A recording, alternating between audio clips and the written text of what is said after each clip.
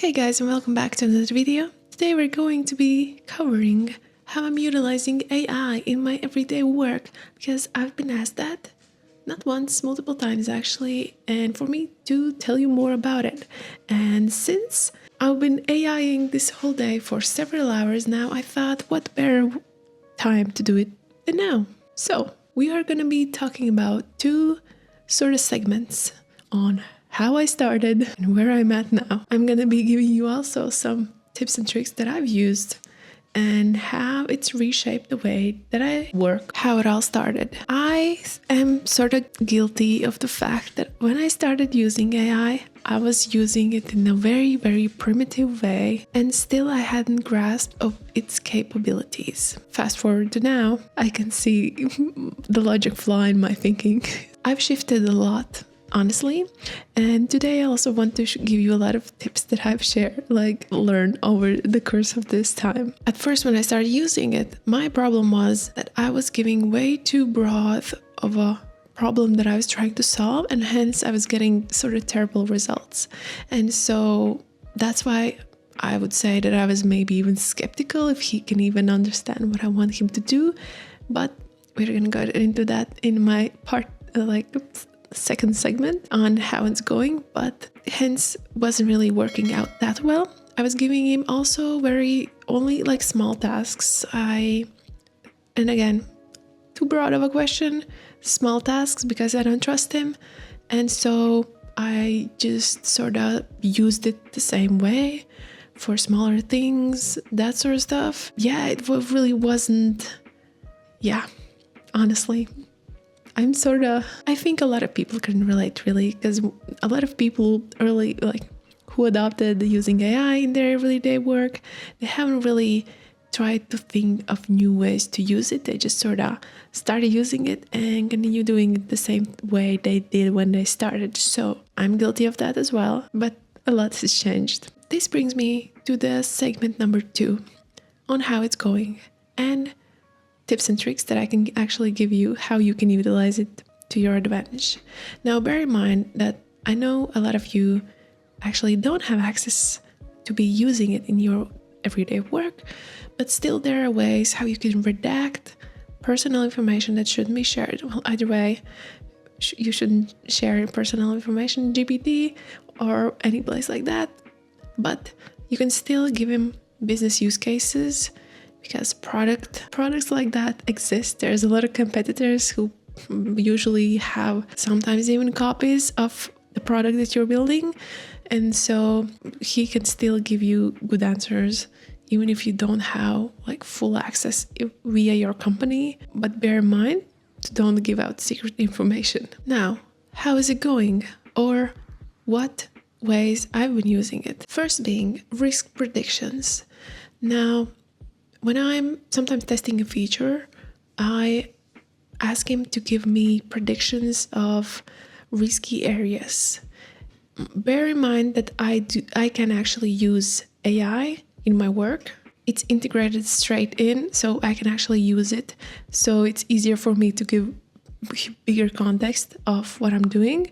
So take that in mind when I'm telling you these things. I use it to ask for risk predictions, and still how you can usually do this is give an explanation about your feature, anything else that you want him to take in mind, any past, maybe something in the past that did give headaches or errors or problems, and then ask for risk predictions. Then another way, when I'm testing a feature or something, doing exploratory testing, and I'm retesting an issue, I ask him for live exploratory testing feedback or something else that I still could check, or I give him screenshots and that sort of stuff and ask him if he can think of something else that I maybe missed.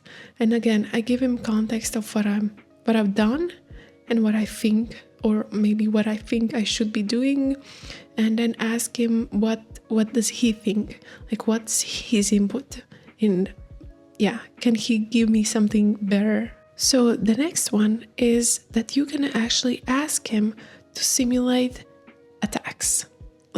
try to find vulnerabilities, simulate attacks, that sort of stuff. And again, you have to give him context and everything, but you can literally ask him and how to actually do that. Like every time you don't know something, you just ask him how to actually do it. And of course, the more information he has, the better the how-to step-by-step guide is going to be. But still, this is something he can literally give you out in just like a minute or so. Used to we have to go and search and know all of these different things, and now he just gives you answers to all of that and gives you specific steps even in your product or something. It's mind-blowing. You should literally try it. It's quite interesting to see. And also I've learned a lot of interesting things, prompting, stuff like that. The next one is actually one of my favorites.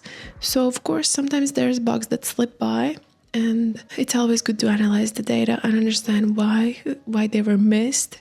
And this is a good place to use it as a postmortem sort of AI assistant to analyze the data and ask him, well, like, how was it? Why did it go through?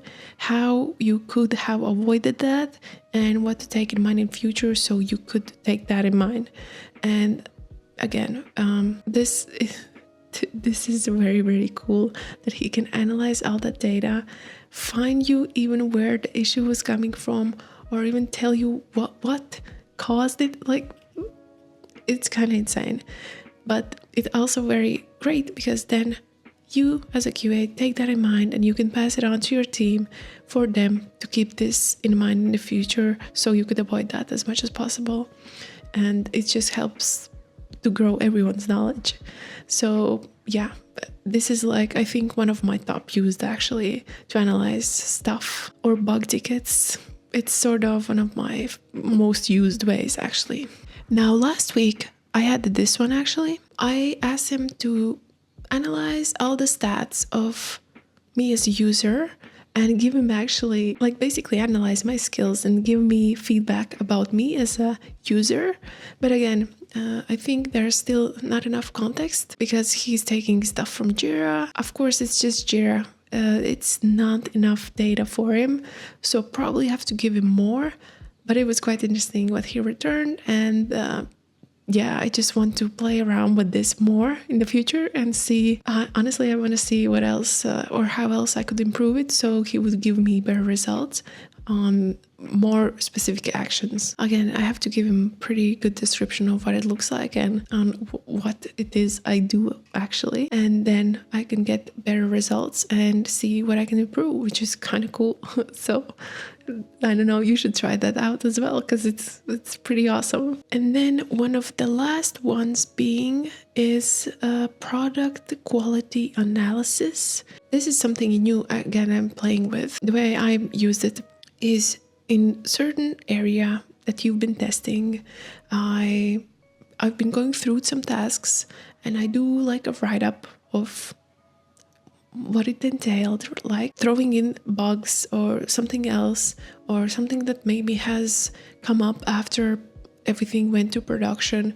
You just compile all that data and feed him that, and then ask him for predictions in quality. And then you can actually intertwine this with the possible attacks and other analyzing ways that you've used it before. The more information he has, of course, the better prediction could be. And then he can give you of the possible vulnerable places or places where you would need to like invest more time in or take more in mind the next time that you are using it. Now, the way how to actually use it or how to actually prompt these things. This is how I do it. Is it the best way? Definitely not.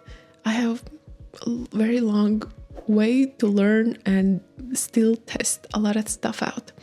But the best tip I ever found on the internet, well, actually there's this analogy that I wanted to share with you that I read today, and I think it's kind of accurate. Bear with me. Like, talking with AI is like talking with an old person.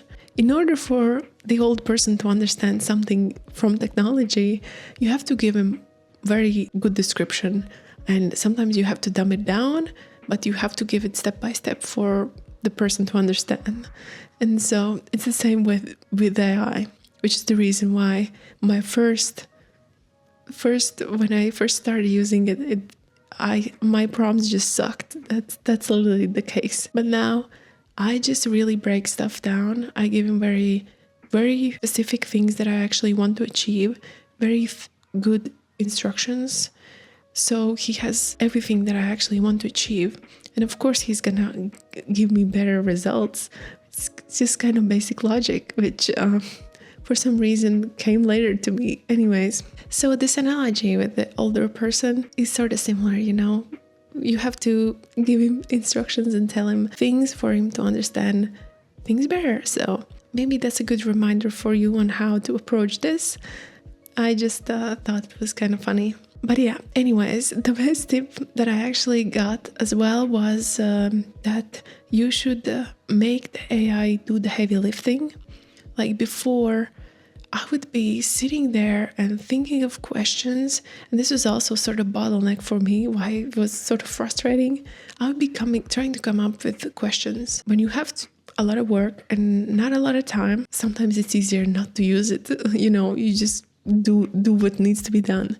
And that was another problem. And so now I literally ask him, first of all, define what I want to do, what I want to achieve, but in a briefer way, and I make him define the questions. Then I sift through the questions, irrelevant questions, leave the ones that are on point, and I make him answer those questions. So I basically prompt loop the whole thing, and he does all the work, which is like the best thing ever. And then another thing, every time I have to troubleshoot, it's kind of perfect again. You just make him fix all of that. You don't have to go and Google what is what. You just make him fix the whole thing. And if you give him instructions on how to install it, even if it has 6 steps, he can take all of those 6 steps and do it.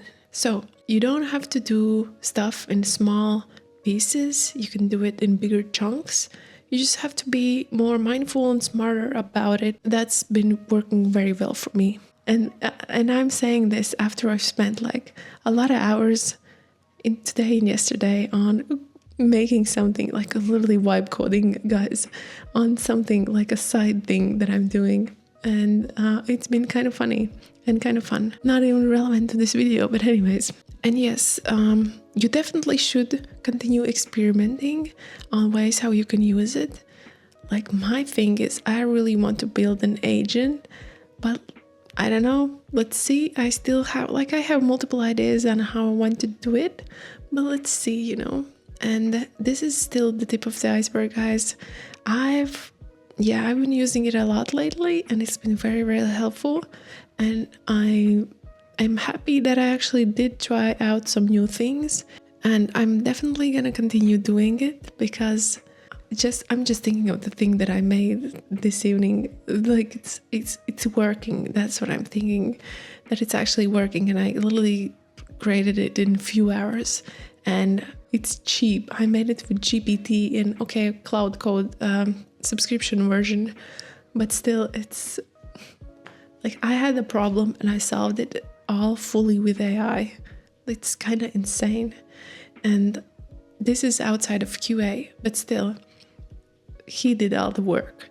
And the more you use it, the more you force yourself to use it and try to solve the problems that you are having, the more you're going to find new ways how to use it.